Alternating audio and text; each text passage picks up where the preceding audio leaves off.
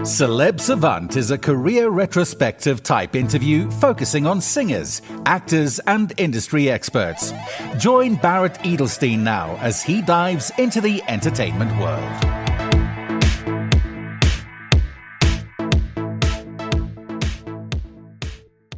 Lucasraps is a musician and social media influencer from South Africa. In 2019, he collaborated with Dr. Pepper and became the breakout star of a song called What It Is, featuring Ricky Rick and Change Cello. The hit was nominated for a South African Hip Hop Award and gave Lucasraps a taste of mainstream success. The same year, the rising star entered the Sports Scene X Puma Put Me On competition, contesting against artists who have now defined the new school of rap, taking the winner title home with him. In 2022, Lucasraps released his much-anticipated debut album 031 to the World, which features South African musicians such as AKA, Nasi C, Nadia Nakai, and many more.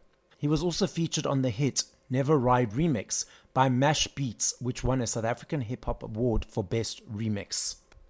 In 2023, the rapper had released multiple singles and collaborative albums on SoundCloud. He has worked as a social media influencer with local and global brands such as Puma, Sprite, Starter, Flying Fish, HTC, Fashion Nova, and Hunters. Popular international brand Starter is not new to South African shores. However, it has seen a rise in popularity as social media influencers and fashion lovers turn to it with the return of nostalgia and Americana trends. Starter is considered to be one of the world's most significant heritage sport brands. The brand, formerly owned by Nike, was established in 1971 and became the first apparel brand to forge partnerships with major pro basketball, football, baseball, hockey, and college leagues. South African fashion lovers have been flocking to the brand, and with its strong national presence, diverse customer base, and innovative market campaigns, the brand is poised to become even bigger and more popular. On this episode of Celeb Savant, I'll be speaking to Lucasraps regarding his music journey and his collaboration with the brand Starter. Up next on Celeb Savant, we've got Lucasraps. Where do we find you in the world and how are you doing? What's going on, world? So you can find me at Lucasraps_SA on all platforms. And yeah, man, I'm a rapper. I'm doing well. I'm out here. I'm pushing and kicking living, man. And are you in Johannesburg? Yeah, I'm currently based in Joburg, yeah. So now let's rewind. At what age did you decide, cool, I want to be in the entertainment world? And how did that proceed to where we are today? So I've always loved like music from a young age, a super young age. Yeah. And I think I started like rapping along and like just freestyling and stuff from when I was like 9. And when I was 16, that's when I fell in love with it and decided, you know what, this is what I want to do. Okay, cool. And how did that proceed from there? How did you get to where you are now? There was a couple of things that happened. So I freestyled for a guy called Junior Lavi, his name. He's very big in the SA hip hop community and just in the promoting industry. Yeah. So I met him. He made me meet Nasty C on my first day of performing, or like my first performance ever. And then from there, I got a little bit of buzz. I started blowing up in Durban because that's where I used to live. And my producer kind of discovered me from there, and he flew me out to Joburg to re-record one song that we worked on in Durban. I went back to Durban after recording that song. I dropped out of school, and then I flew back to Joburg, and I started pursuing the career when I was 17. Let's dive into your creative brain. So from 3 to 4 minutes in creating a song, what is that process for you, and how do you create music? Normally, I find a beat first. I go through a couple of beats that I have sent either from producers, or I get one of the producers around me to produce a beat. And then I either talk about an experience that I've been through, or I allow the beat to tell me a story, and I write towards the emotion that I'm feeling from the beat at the time. And do you always write the lyrics by yourself, or do you collaborate? Yeah, I write all of them by myself. Sometimes I don't even write. What do you mean? Like I freestyle. I don't need to write. Oh, I understand. And then, okay, so let's dive into freestyling. So when you freestyle, do you Just let it flow and then you write the words as it happens, or how does that process work? So now a new method that I've been learning, because I can freestyle like without stopping. So a Yeah. new method that I've learned is a thing called what artists called like punching in. So Yep. you'll freestyle like maybe a certain amount of bars. Bars are like the length of the take, and then you'll stop whenever you feel like stopping and continue where you stopped from. So Okay. it's much more convenient, quicker, and it's more authentic because it's really just coming from your like right off the top of your dome. So what's next on the horizon? What are the short and long-term plans for you? Definitely, I got big, big, big long-term plans. Short-term plans is making sure that everything in the first and second quarter of the year runs according to plan. A couple of singles will come out, music videos will come out. I'm actually gonna drop two singles in the beginning of the first quarter. So that's the short-term plans. And the long-term plans is I have a record label open with my business partners. It's called BQMG. So we have like our own little army, I would say, Yeah. of individuals, very talented individuals that all have their own sound in hip hop, and not only just hip hop and in just music in general. Everybody's so diverse and talented. And the whole goal is to get everyone set up to a level that we can actually start investing back into the game and getting it back to the level that we need it to be at. So that's pretty much that. The BQMG takeover is the long-term goal. Why do you say that you need to get it back to where it how it used to be?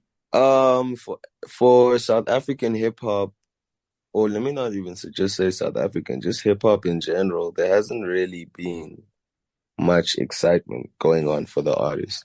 Okay. So just to create a new movement and to show the kids that this thing is still thriving, and if you do it right, you can reap the benefits correctly. Just creating a new motion where it just doesn't feel like the same thing that you've seen before. You know what I mean? You just want to feel like a part of this movement. I don't want what I'm doing to just feel like it's the homies and me. I want it to feel like you are part of it no matter where you are. Yeah, I totally understand. Now, a question around that. So what is your perception on this of the streaming platforms? I rock with them. They cool. I do have, there's everything has pros and cons. I just wish I got to experience what CDs would be like as an artist of my type of magnitude, just to, really test my actual reach. And with streams, if you don't really understand the analytics, you won't understand your fans. So it's helpful if you understand it. If you don't understand it, then you might have a hard time enjoying streams. But I enjoy streams, man. I enjoy streaming and the way that streams work. And do you enjoy the physical like CDs, vinyls, and stuff Yeah, like that? yeah, I definitely do. I definitely do. But I've kind of I'm not gonna like sit here and act like I'm the most antique guy. I don't have any of the like I don't have no CD players or anything which I need to get. I've been trying to get them, but yeah, I am. I was even thinking of releasing like a disc form for my album just for the fans, like a 60 unit or something. So yeah, I really do like those. Do you know that physical is making a massive comeback? For real. Yeah, so last year, vinyls in the UK alone sold 5.5 million, the biggest since 1990. CDs are first increase in sales in 21 years, and cassettes are even also making a massive comeback. And it's all the younger people, actually, not the older people that are buying the stuff. I think I might just hop on it for the next release then. So just so you know, because there's such a demand these days, there's a big backlog and back order when it comes to that. Mm-hmm. Which is probably expected, you know what I mean? Yeah. But I know there's still a way around it, so I'll definitely make an attempt and see how far I can get. Okay, cool. Now, how did the collaboration with the fashion brand come together? So to be honest with you, we reached out to the company Hmm. once, and This was like in, I think July or something like that, very early in the year. Yeah. And there was no feedback. We were kind of like just put on hold. So in in a positive manner, I just said, you know what, I'm gonna forget about it, and I just kept doing my thing. And about like a month ago, or not, maybe just short of a month, they came back and they said, hey, we more than happy to do this collaboration. So I just felt super, super, super, super happy that it came about. Because I'm very into fashion. What I mean by that is I have my own aesthetic, which I call street lavish. And what that is like just having like a street aesthetic with also lavish brands, like designer brands. Do you understand? But Yeah, yeah. wearing it in a very street manner. So having the company that chose to work with me, I was like, okay, this is perfect because it taps into the streets. It's a company for the streets, and I'll be able to bring a little bit of the lavish vibes as what I think of as lavish, and also because where I'm from in Durban, I know a bit of the streets, so I'll be able to blend the two. So having this collaboration come about just made sense that it's with this company, and it's also my first big collaboration like this. And what is your definition of lavish that you mentioned? Elegant, neat, expensive. Yeah, I guess those words can sum it up for now. And why do you say expensive though? Why does that have to be? Why does it have to be expensive? It doesn't have to necessarily be expensive, but expensive because leather is cheaper than, I mean, is a bit more expensive than cotton. Do you Yeah. understand what I'm saying? So the more heavy duty materials you use and the proper sewing and stitching that's happening, and the craftsmanship behind it is what adds the value to the brand, not necessarily the product. Do you understand what I'm saying? Okay, yes, I understand what you're saying. So it's the way it's put So together. getting that whole experience is where you actually put the expensive part will come in. Okay, I understand. And how much Yeah. input did you have in the fashion range? We went back and forth over designs. I sent them a couple of designs that I liked. Obviously, I'm not artistic enough to draw any of my own designs. I wish I was, but I'm not. So I just went online and just referenced a couple of ideas that I liked of a couple of famous artists and famous designers, and we just summed down to the one that we all agreed upon, and now we're rocking with it. I think it's cool. I think it's nice. It's lit. And are there going to be more collaborations with the brand down the line? I definitely hope so. For now, this is the first one. We're looking to see how it's gonna run, but Okay. yeah, if this one runs smoothly, then why not?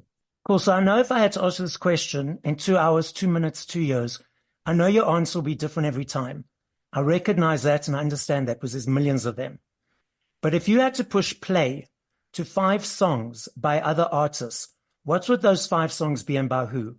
Yeah, you're right. It'll change all the time. But for now, I'm gonna play on Lil Keed SRT featuring Lil Got It. I'm gonna play.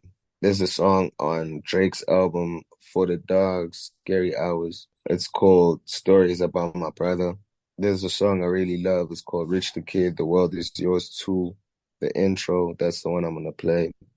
There's this other song called Okay Cool remix featuring Gunna, CEO Trill or Trail. I don't know how you pronounce his name correctly. I think it's Trail. And then Neo Stay. So it's a nice mix, good mix and good. I like some of them I need to add to my list. Lucas, the podcast is heard throughout the world. So as a final message, what would you like to say? Never stop giving up on your dreams. I know that's a very cliche thing to say, but the art of success to me is the power of consistency. So stay consistent in what you do. Don't stop. Literally just don't stop, and you will see yourself succeed in what you want to do. Thank you for listening to this episode of Celeb Savant. Please follow Barrett on TikTok, Instagram, YouTube, and Facebook at Celeb Savant. That's CelebSavant.